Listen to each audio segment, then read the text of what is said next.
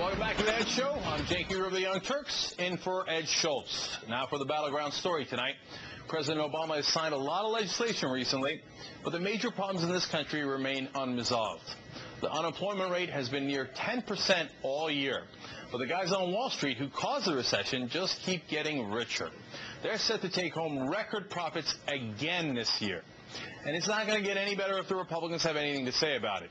Potential presidential candidate and bad guy extraordinaire Newt Gingrich went down to South Carolina and blamed the unemployed for America's problems. Yes, he's actually blaming the unemployed. He said the country spent $134 billion on unemployment compensation and, quote, got nothing for it. By which he means, of course, his rich friends got nothing for it. He also said the government shouldn't be wasting money, quote, paying people to do nothing for 99 weeks. And while Newt is blaming the victims of this recession, his Republican colleagues just broke off from the Fiscal Crisis Inquiry Commission and wrote a report of their own on what caused the crash on Wall Street. And you'll love this part. They refused to even put the phrase Wall Street in the report. It was an effort to deflect blame from their banker donors and put it on the government and the poor. But the Democrats need to share in the blame too. Time and time again, the Obama administration has failed to crack down on Wall Street. In fact, he just had a meeting with the top CEOs in the country to ask them what he could do for them again. Joining me now is Brent Bodowski, a columnist for the Hill newspaper. Brent, first of all, it appears that fighting for the middle class and not constantly appeasing the bankers would be the most obvious political strategy of all time. So why doesn't the president do that? Well, I think you're going to see a lot more of that when we have a Republican House and a new Congress comes back. Well, what Newt Gingrich needs to do, and our friends at Fox News need to do as well, is spend Christmas Eve turning on NBC and watching It's a Wonderful Life, where Jimmy Stewart in that great Frank Capra movie was a small-town banker who actually knew his neighbors, knew his customers, and cared for them. And he was up against Mr. Potter, the crooked banker who was trying to rip everybody off and put Jimmy Stewart out of business. That's the real America, the Jimmy Stewart America. That ought to be our America. That ought to be what we're fighting for. And I think when the Congress comes back, the president is on a roll. There's no question about that. Harry Reid and the Democrats in Congress are on a roll. They have a new fighting spirit that I think came out of the last election.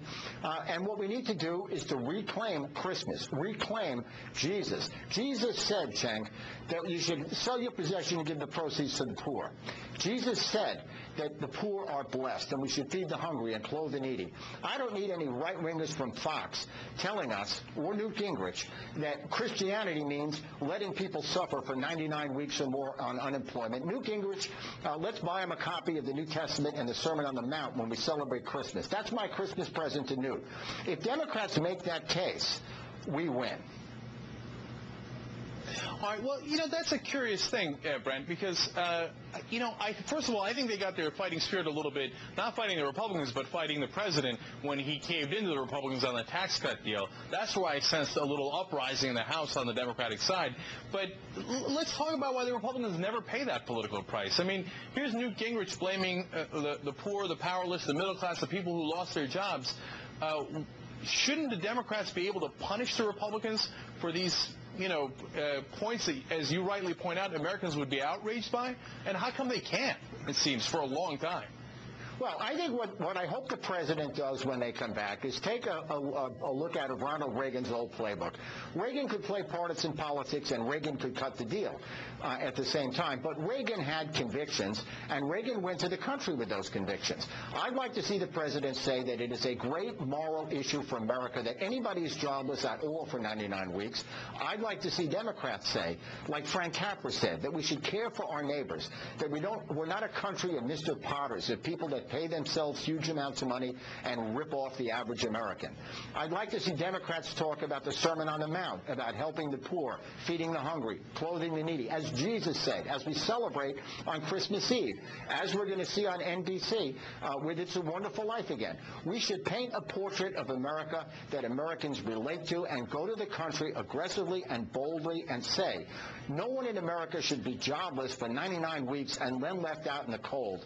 And if Newt Gingrich says says otherwise, he doesn't know much about Jesus. He doesn't know much about America. He doesn't know much about the Bible, and he never read the Sermon on the Mount. If we make that argument, Cenk, we win. And I hope the president does it. There's got to be a balance between reaching out for honorable Republicans, as the president and John Kerry and Dick Lugar and Harry Reid did to get the START treaty through. Don't ask, don't tell.